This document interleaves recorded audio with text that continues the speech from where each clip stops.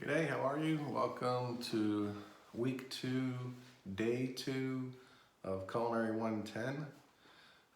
Hopefully everybody's doing well. Real quick update on assignments. Making sure you're getting those assignments in on time, getting them done correctly. The forums, make sure you're writing your part first, and then you're supposed to respond to two other classmates and do those responses.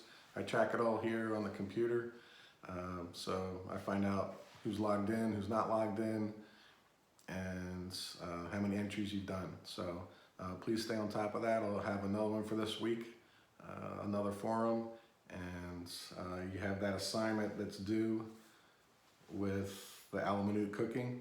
So please make sure that assignment's done, and you know, it's important. That's how I get the grade here.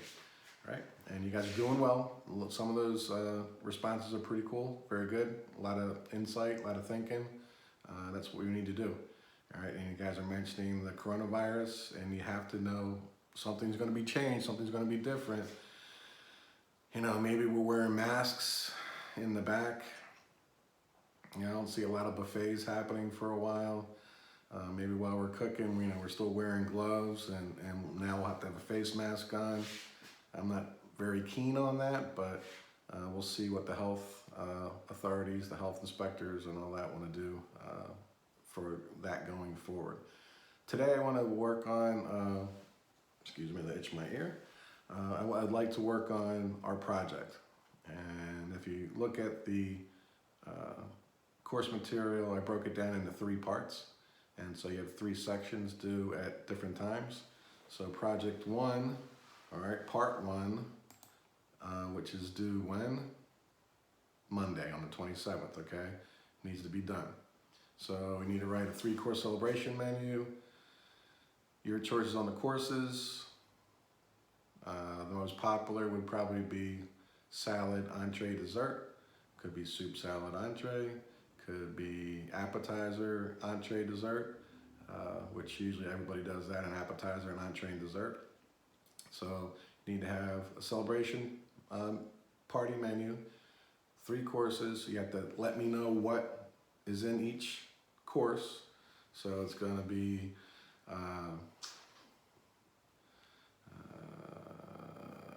braised short rib appetizer. Then you're going to go into a hickory smoked veal pork chop that goes into the entree.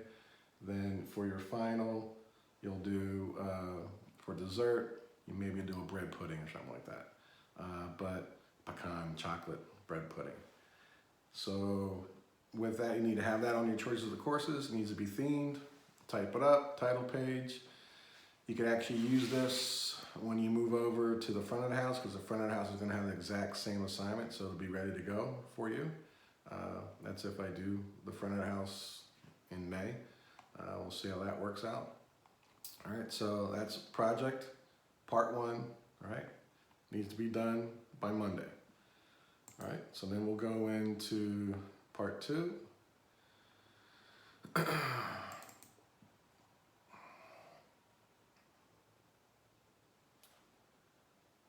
dun, dun. I'm looking out the window right here, so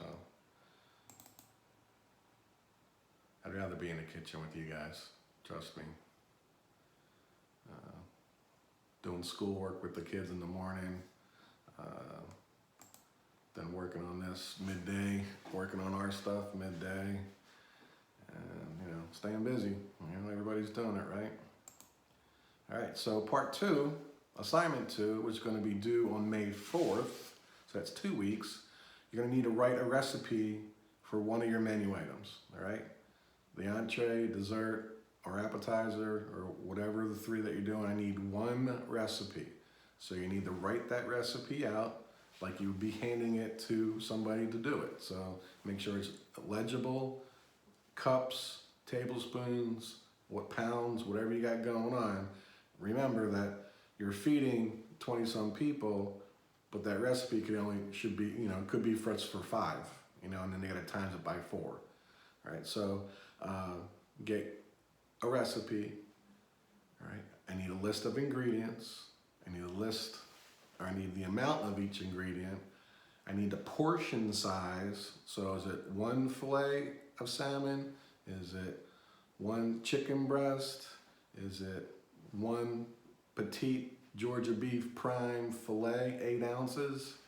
All right. You need to let me know what that recipe yields. How many portions? Does it yield 5 portions, 6 portions, 1 portion? All right. And then you got to write the methods and procedures down. How do you make that recipe?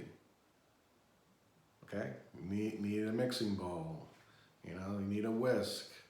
We're going to mix the oil and the vinegar together with a little Dijon and some fresh herbs and make a nice herb vinaigrette. All right. So you need to let me know that. That's assignment 2. And that's going to be due on May 4th, so 2 weeks out. So everything's going to build on each one, so you got to be on top of it. So then the final one, so part 3 of your project, again, this goes all in hand with menus and facilities. So whatever you're doing for menus and facilities, bang it out for this one.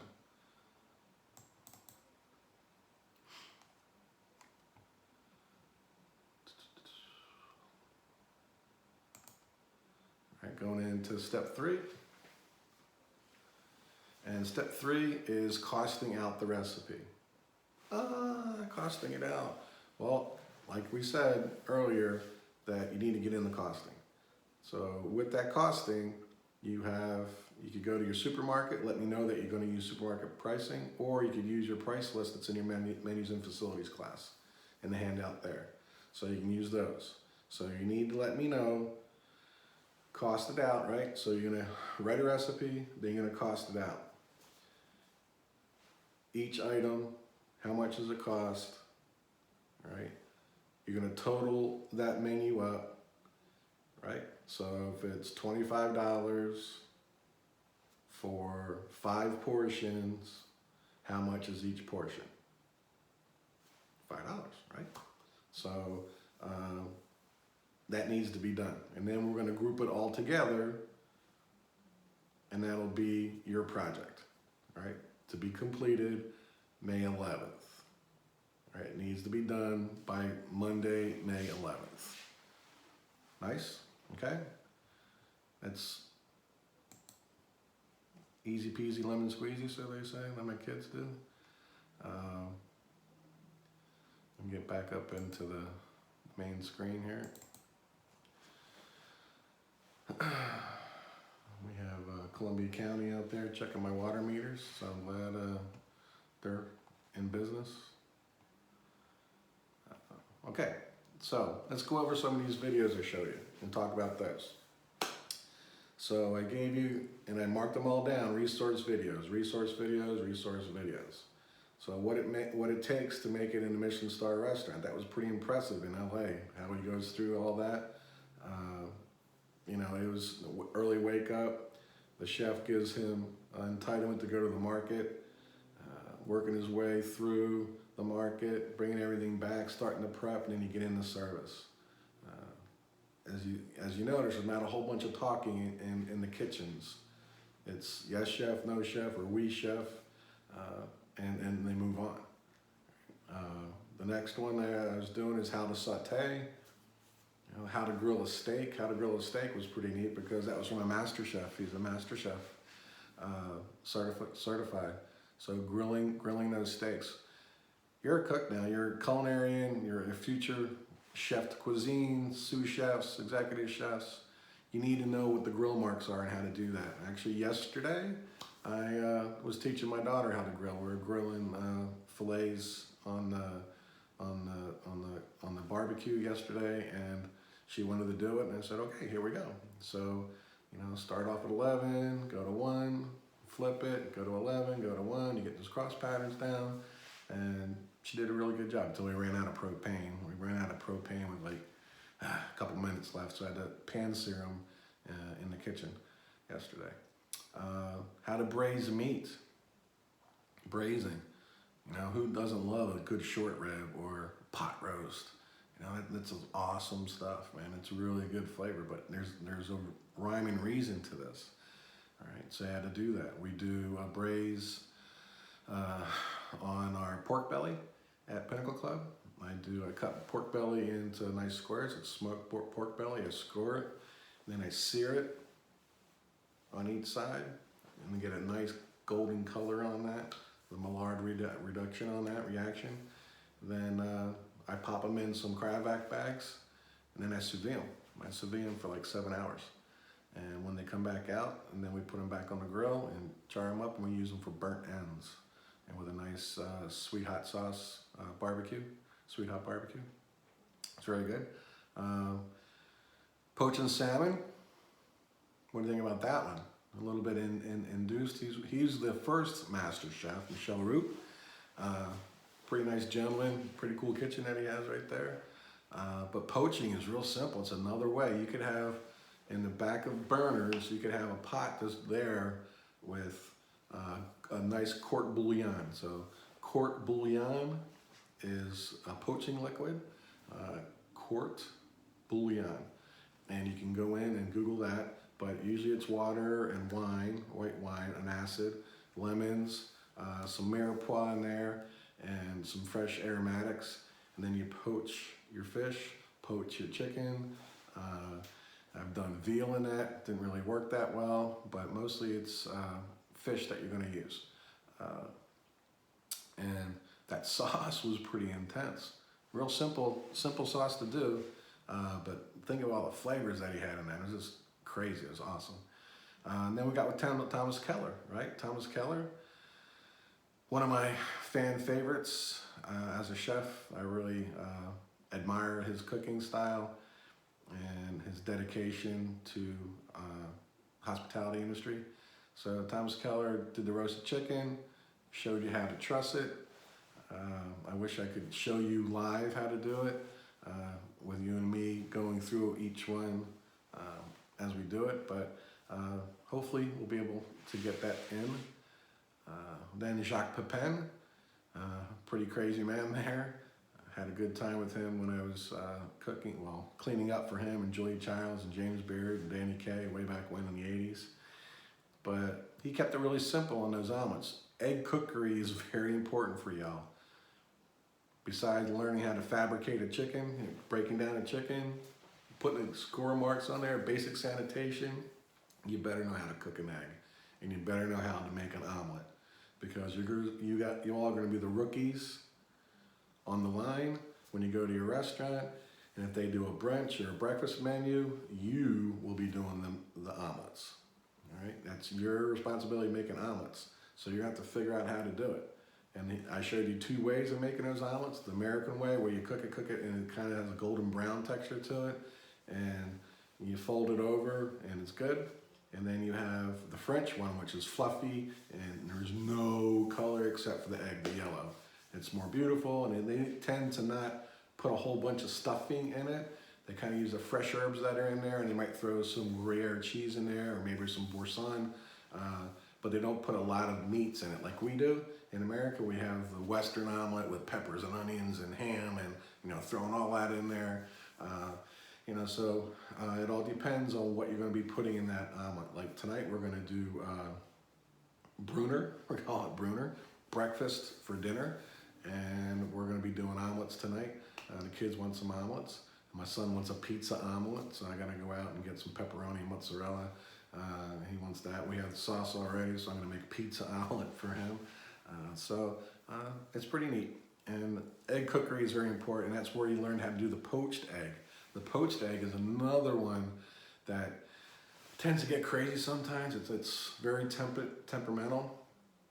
But if you do it right, like Jacques Pepin showed you, that you cook them just enough till they're soft, right? He pulls them out, he shocks them in ice water, then he trims them down a little bit, then he holds them in water, right? And then he said when his guests want to have eggs, then he has a pot of boiling water, and they let them heat it up and then put them on the plate, put it on toast. Well, guess what? If you're doing brunch and you have eggs Benedict on the menu, maybe a smoked salmon eggs Benedict, or you're using the trimmings from the Georgia beef that you have, so filet, and using a nice béarnaise on top of that, or a hollandaise on regular eggs Benedict with sliced ham, maybe a Virginia country ham on a slice on there. All different ways of doing eggs Benedict, but the egg is a tough one, right? Do you do it to order? It takes some time to do it to order, but if you have them already done, already for you, they're already done the day before or that morning before service, they're already shocked. All you have to do is reheat them. So all you need to do is put in the China cap, put in some hot water, a minute, maybe a minute, it's heated, bring it out, put it on the bagel or the English muffin or crostini or whatever you want going on, and then out it goes. You know, so that's pretty. Another way, if you have a steamer, I've done it where I put the eggs in muffin tins, cupcake holders. So I crack the egg and I put it in a muffin tin, a cupcake holder, and then I put it in a steamer and it steams them. All right, and then they pop out and they're perfectly round like a cupcake, you know, that the sides right there, and then you can put that onto everything too. You do the same way, you shock them and then you bring them up to temperature during service. All right, so those ones were, I think, really important to me is showing you the basic steps, which I would be doing with you in Eggers in the kitchen, going through these steps with you. But the other one was, what's it like to be a line cook? Again, in New York City, one was in LA, I got both coasts there for you if you noticed. And it's pretty impressive, you know? It's like an orchestra when everything's going and it's working and everybody's firing on the cylinders, and it's just boom, boom, boom, boom, boom, boom, boom. Next thing you know, it's 11 o'clock at night and you're good, you're out the door, you know? But a la minute line cooking, all right, so those guys weren't even talking, all right? Small kitchen, they were pumping food out, going back and forth, and that's the other thing. You got to keep everything in arm's reach. You don't be walking all the way down to the other end to get ingredients to come back to cook, and then got to go back all the way down to the other end to get more ingredients to come back and cook. Everything should be right there, right? Mise en place. A la minute cooking is a quick way of doing it. A la minute. You guys had some good responses back for a la minute cooking I'm looking at, and you are correct in everything. But remember, a la minute cooking is making sure that the guest has the freshest possible product going out on that plate. And that's what I like about a la minute. Everything's prepped and ready to go, so all you have to do is cook the protein off, and boom, it's done. All right, get that plate out. A la minute is great. And everything, the mise en place has to be right. You talked about the mise en place has to be all tight, stock to rock, as we say. All right, the downside of it is if you're not having your mise en place together, right? And if something is going wrong on your station, that's not a good thing. You gotta let everybody know, you gotta communicate so everybody can back you up. So the good thing is with a la minute, you get the freshest product. The bad thing is there's a lot of prep involved to make sure that happens, so it needs to be done. That's where you're gonna have to have those prep lists. Okay, so that's pretty neat. The 7 cooking methods we already talked about. A la minute cooking we talked about. But there were the videos for the week, and I might do another one. Probably on Friday, day 3, I might do something different with you guys. Actually, I think I will. I'll do that. I'll have to get more propane. Maybe I'll do a cooking demo out on the grill on Friday. We'll do some quick cooking, and I can cook lunch for the kids. All right. Okay. So work on that project. Get that going. All right. Relook at these videos, look at more videos about line cooking. There's some great chefs out there, and I would just Google on one of your favorite chefs and see how they're working out on videos on YouTube. It's a great tool. I never got into it that much until I started working this course, and there's some really great videos out there. All right, so be safe and get those assignments done, and I'll see you in day 3, all right, of week 2. Ciao.